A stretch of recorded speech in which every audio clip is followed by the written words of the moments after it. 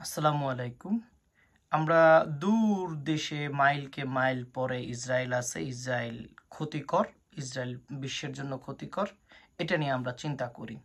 কিন্তু আমাদের বাংলাদেশে যে একদল ইসরায়েল আছে, সেই ইসরায়েল সম্পর্কে আপনাকে ধারণা দেওয়াটা খুবই দরকার। সেজন্য এই ইসরায়েল নিয়ে আমি কথা বলবো। পুরো ভিডিওটা দেখার পর আমাকে আপনারা মতামত দিবেন, আমি কি সত্যি বলছি না মিথ্যা। আমরা একটু পিছনে যাই, যখন জার্মান একটা মারামারি হয়, হিটলার যে মারামারি করে, সেই মারামারির ভিতরে তার উদ্দেশ্য ছিল ইহুদিদেরকে মারা।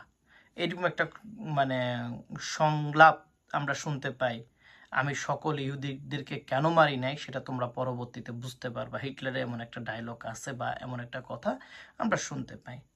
তো তখনকার সময় ওরা বলতো যে ইহুদি তো অনেক খারাপ, ইহুদিদেরকে মারার জন্য তারা সব কিছু করছে। তো তো ইহুদি জার্মান থেকে যাওয়া, ইতালিতে যাওয়া সহজ, ফ্রান্সে যাওয়া সহজ, ব্রিটেনে আসা সহজ, ইউক্রেনে আসা সহজ, ইউকেতে তারপর ইউএস যাওয়াও সহজ ছিল। তারা ওইখানে না যাইয়া তারা চলে গেছে কোথায়? ফিলিস্তিনের পাশে। ওকে, গেল। এই ফিলিস্তিনি কি করলো? তাদেরকে আশ্রয় দিল। আশ্রয় দিতে দিতে দিতে দিতে আজকে এই ফিলিস্তিনি নিজের বাসা থেকেই আউট হয়ে গেছে। সো এই যে গল্পটা আমি বললাম, এটা সংক্ষেপে বললাম। ঠিক আমাদের দেশে একটা দল আছে, যেই দলকে আওয়ামী লীগ ইচ্ছা মতো মারতো, ইচ্ছা মতো পিটাইছো, ইচ্ছা মতো মামলা টামলা দিছিল। একটা সময় আইছিল তো ওদেরকে নিষিদ্ধ পর্যন্ত করে দিবে, আওয়ামী লীগ বিএনপি নিষিদ্ধ হয়ে যাবে, এরকম একটা কথাও কিন্তু উঠছিল। তখন সেইখান থেকে ফিরে আসছে, তো জামাতকে করে দিছে, বিএনপিকে আর করে নাই। তো বিএনপি যখন করে নাই, বিএনপি কেন করে নাই? বিএনপি তখন কাদের কাছে আশ্রয় নিল?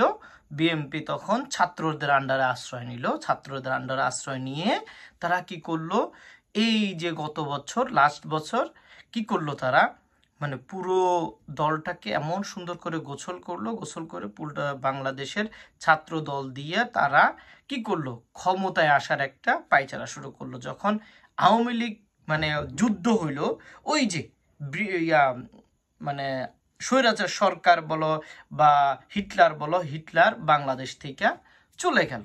চলে যাওয়ার পরে ওই যে একটি দল ছিল, ইহুদি দল, সেই ইহুদি দল আস্তে আস্তে আস্তে করে 5 আগস্টের পরে মাথা জাগা দিছে। এখন এ আমাদেরকে এটা করছে, ও আমাদেরকে ওটা করছে, এটা করছে, সেটা করছে, করতে করতে এই হলো ইহুদিদের এখন এখন এমন একটা প্রভাব বাংলাদেশে, পুরা ইহুদির প্রভাব। আপনাকে বুঝতে পারছেন? খেলা ক্লিয়ার? সো এই হইল অবস্থা। আমরা হাজার হাজার মাইল দূরে ইহুদিদেরকে, ইসরায়েলদেরকে শত্রু বলতেছি।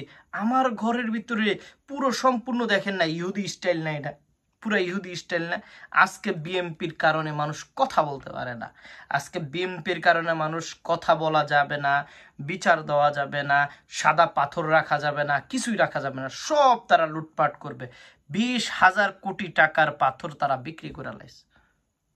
এই হলো ইহুদিদের অবস্থা, এই হলো আমাদের দেশের ইহুদিদের অবস্থা। উন্নতি করতে দিবে না, এই নীতি মানে না, ওই নীতি মানে না, তারা যেটা বলে তারাই। যেমন ইসরায়েল যা বলে তাই, ওর কাছে নিউক্লিয়ার আছে, ওর কাছে নিউক্লিয়ার আছে, ওর কাছে নিউক্লিয়ার আছে, ওর কাছে নিউক্লিয়ার আছে, সবার নিউক্লিয়ার থাকা যাবে না, শুধু আমার থাকতে হবে।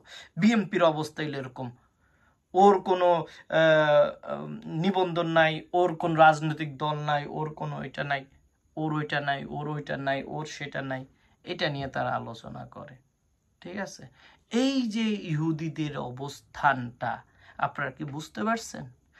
তাদের লোকেরা মানুষ খুন করে, তাও ভালো। তাদের লোকেরা অসভ্য কথা বলে, তাও ভালো, সব ভালো।